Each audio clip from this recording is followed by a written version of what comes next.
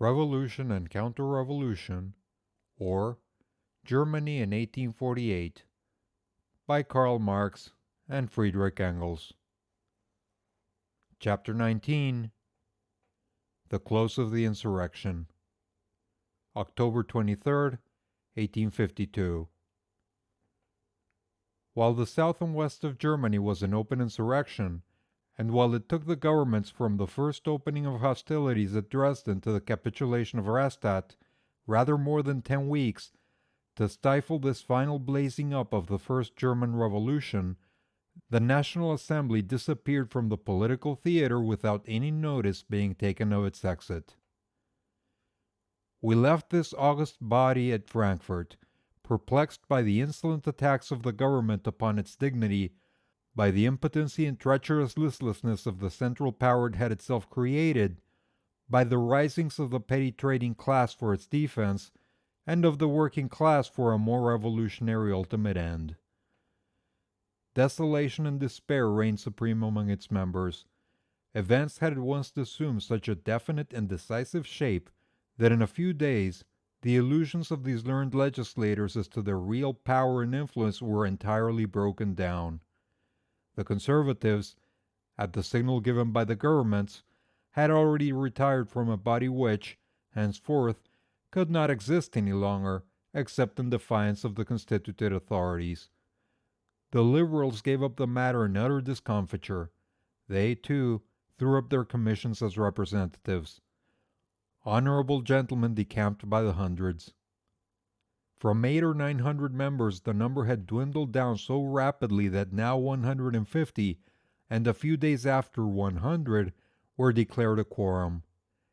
And even these were difficult to muster, although the whole of the Democratic Party remained. The course to be followed by the remnants of a parliament was plain enough. They had only to take their stand openly and decidedly with the insurrection, to give it thereby whatever strength legality could confer upon it, while they themselves at once acquired an army for their own defense. They had to summon the central power to stop all hostilities at once, and if, as could be foreseen, this power neither could nor would do so, to depose it at once and put another more energetic government in its place.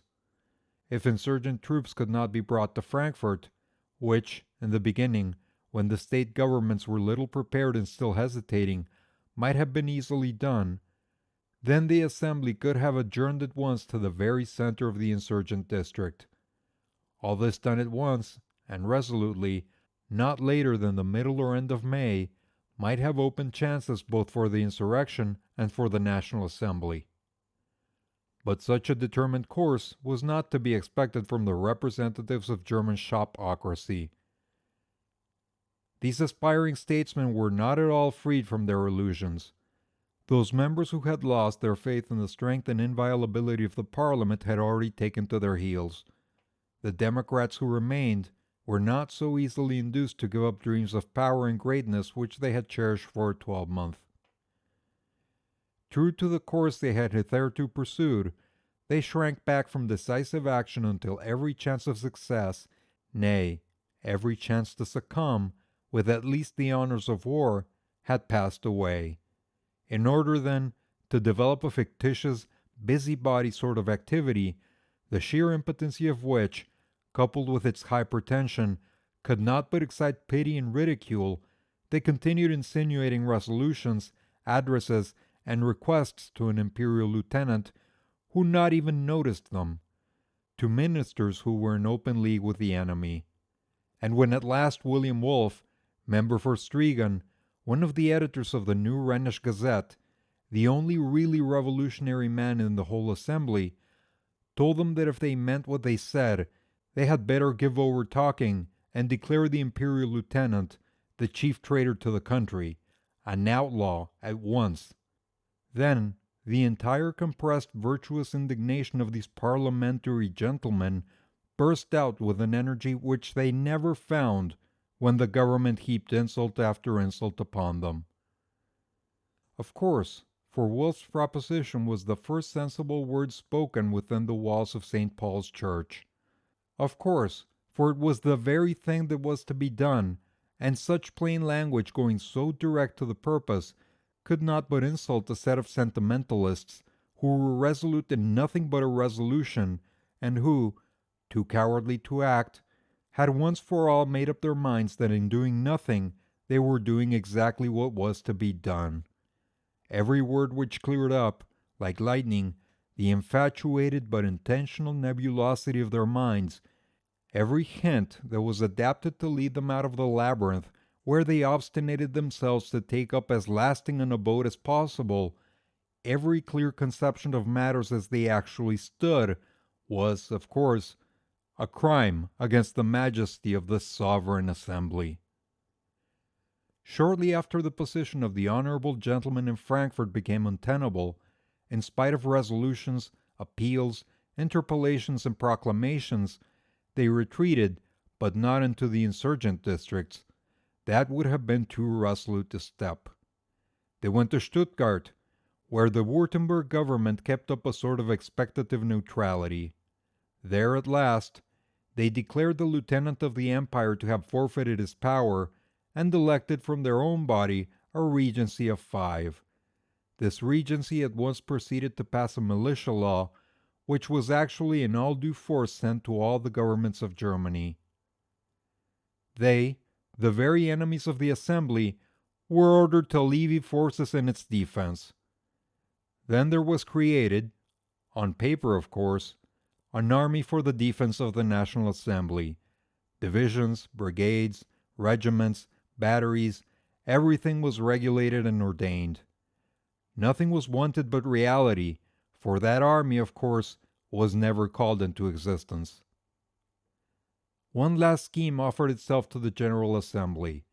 The democratic population from all parts of the country sent deputations to place itself at the disposal of the Parliament, and to urge it on to a decisive action.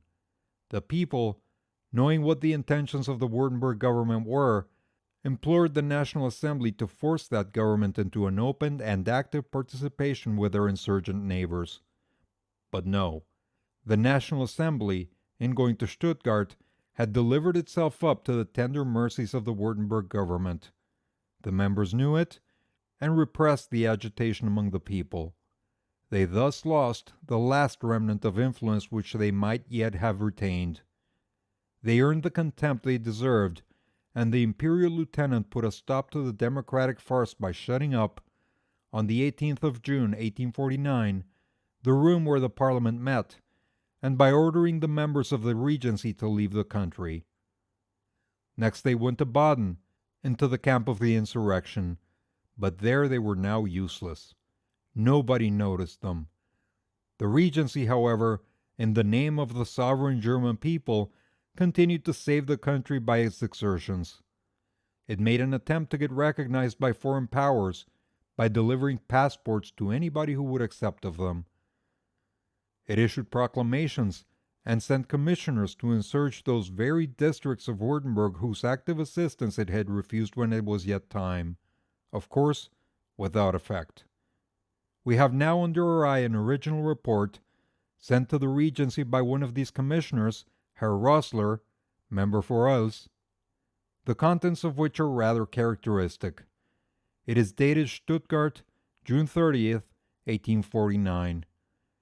After describing the adventures of half a dozen of these commissioners in a resultless search for cash, he gives a series of excuses for not having yet gone to his post, and then delivers himself of a most weighty argument respecting possible differences between Prussia, Austria, Bavaria, and Württemberg, with their possible consequences. After having fully considered this, he comes, however, to the conclusion that there is no more chance. Next, he proposes to establish relays of trustworthy men for the conveyance of intelligence, and a system of espionage as to the intentions of the Württemberg ministry and the movements of the troops. This letter never reached its address, for when it was written the Regency had already passed entirely into the foreign department, viz., Switzerland, and while poor Herr Rossler troubled his head about the intentions of the formidable ministry of a sixth-rate kingdom, 100,000 Prussian, Bavarian, and Hessian soldiers had already settled the whole affair in the last battle under the walls of Rastatt. Thus vanished the German parliament, and with it the first and last creation of the revolution. Its convocation had been the first evidence that there actually had been a revolution in January. And it existed as long as this, the first modern German revolution, was not yet brought to a close. Chosen under the influence of the capitalist class by a dismembered, scattered rural population, for the most part only awakening from the dumbness of feudalism, this parliament served to bring in one body upon the political arena all the great popular names of 1820 to 1848, and then to utterly ruin them. All the celebrities of middle-class liberalism were here collected. The bourgeoisie expected wonders. The bourgeoisie expected wonders. It earned shame for itself and its representatives. The industrial and commercial capitalist class were more severely defeated in Germany than in any other country.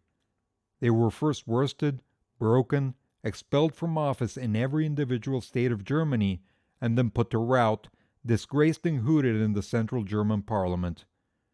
Political liberalism, the rule of the bourgeoisie, be it under a monarchical or republican form of government, is forever impossible in Germany.